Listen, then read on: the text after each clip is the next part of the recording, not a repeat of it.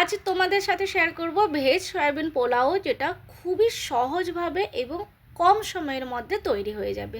তো তার জন্য কি কি লাগছে চলো দেখি। আজকে বানাচ্ছি সয়াবিন পোলাও, প্রথমবার বানাচ্ছি, জানি না কেমন হবে। তো তার জন্য নিয়েছি একটা ছোট্ট আলু, একদম ছোটো ছোটো করে কেটে নিয়েছি, একটা ছোট্ট গাজর, একটুখানি ফুলকপি, যেহেতু আমার ফুলকপি ভালো লাগে তাই, আর ক্যাপসিকাম নিয়েছি, পেঁয়াজ একটু বেশি করেই নিয়েছি, আমার পেঁয়াজটা ভালো লাগে বলে তাই পরিমাণটা বেশি নিয়েছি, একটু আদা, একটু রসুন আর একটা কাঁচা লঙ্কা নিয়েছি। তার সাথে সয়াবিনের এই প্যাকেট, তো একটু বড় বড় দানাগুলো যে আছে সেই দানার প্যাকেটটা নিয়েছি। তো এটাকে কেটে জলে ভিজিয়ে দেবো, গরম জলে ভিজালে তাড়াতাড়ি নরম হয়ে যাবে। তার সাথে চাল নিয়ে নেব। তো এই হচ্ছে আজকের উপকরণ। তো প্রথমবার বানাচ্ছি, চলো শুরু করি। তো প্রথমে ঘি নিয়ে নিচ্ছি, অল্পই ঘি নিয়েছি, আর এর সাথে ভাবছি একটুখানি সাদা তেল দিয়ে দেবো। ঘি অল্প নেই, ভালোই তো ঘি আছে। একটু জিরে নিয়েছি, একটু গোটা মশলা নিয়েছি, গোটা গরম মশলা, আর তার সাথে একটা শুকনো লঙ্কা নিয়েছি আর একটু তেজপাতা নিয়েছি। এবার এটা দিয়ে দেবো প্রথমে ফোড়নে। একটুখানি সাদা তেল দিয়েছিলাম, তো এবারে ফোড়নে দিয়ে দিলাম।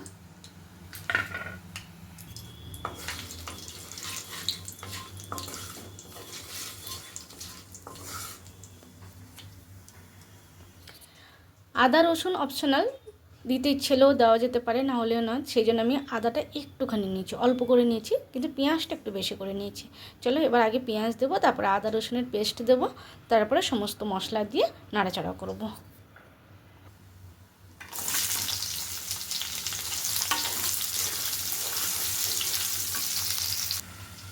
গ্যাসের উপরে গরম জল বসিয়ে দিয়েছি, আর এখানে সমস্ত বড়িগুলো ঢেলে দিচ্ছি।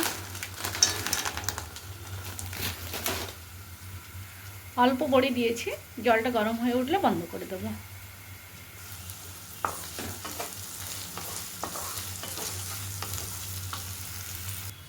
আদা রসুন এটাতে গ্রেট করে দেবো। অল্প একটুখানি আদা রসুন নিয়েছি। তো যাই হোক, এরকম অনেক সময় দিন যায় যখন আমরা মাছ মাংস ডিম খেতে পারি না, তো তখন কিন্তু এই ভেজ সয়াবিন পোলাও বানিয়ে খেতে পারি খুব কম সময়ে, এবং খুবই মুখরোচক একটা রেসিপি, যেটা বাচ্চারাও ভীষণ পছন্দ করবে। তো ওই জন্য বানালাম আর তোমাদের সাথে একটু শেয়ার করে নিলাম। খেতে সত্যি ভীষণ সুন্দর তো হয়েছে। তো সবথেকে বড় কথা, নিজেরা বানিয়ে খেলে আরও বেশি বোঝা যাবে টেস্ট কেমন ছিল। দারুণ হয়েছে। আমি সমস্ত গুঁড়ো মশলাগুলো দিয়ে দিচ্ছি এক এক করে। নুন দিলাম, হলুদ দিলাম, শুকনো লঙ্কা দিলাম, কাঁচা লঙ্কাটা থেকে গেছিলো সেটাও আমি দিয়ে দিলাম। এবার সমস্ত সবজিগুলো দিয়ে একটু ভালো করে ভাজা ভাজা করে নেব। তবে পোলাওর সাথে আমি ভাবছিলাম একটু মাছের ভাজা হলে বেশ ভালো লাগবে, আর কোনো তরকারি করছি না। তো ওই জন্য পাশের একটা কড়াইতে কিন্তু আমি মাছ ভাজাও বসিয়ে দিয়েছি, যে এদিকে মাছ ভাজা হতে থাকবে আর এদিকে সয়াবিন পোলাও হতে থাকবে। তো বেশ খেতে কিন্তু সত্যিকারে ভীষণ সুন্দর লাগে, দুটো আমার একসাথে হয়ে গেল। আর কি কি দিচ্ছি, মশলা তো আর কিছু দেবো না। এবার চালটা দেবো, টুকরো বাসমতি চাল আমি অলরেডি ধুয়ে রেখেছি, আর সয়াবিনটাকেও আমি গরম জলে বেশ দিয়ে রেখেছিলাম যাতে খুব সফট হয়ে যায়, কারণ গরম জলে দিলে ভীষণ সফট হয়ে যায়। এখানটা আমি একটু মশলা রেখেছি, জিরে গুঁড়ো, ধনে গুঁড়ো, আর তার সাথে একটু গরম মশলা, এই যে টুকরো বাসমতি, আর তার সাথে সয়াবিন, সেটাকেও আমি ভালো করে জলটা নিগড়ে নেব। তার আগে আমি গরম মশলাগুলো দিয়ে দিলাম।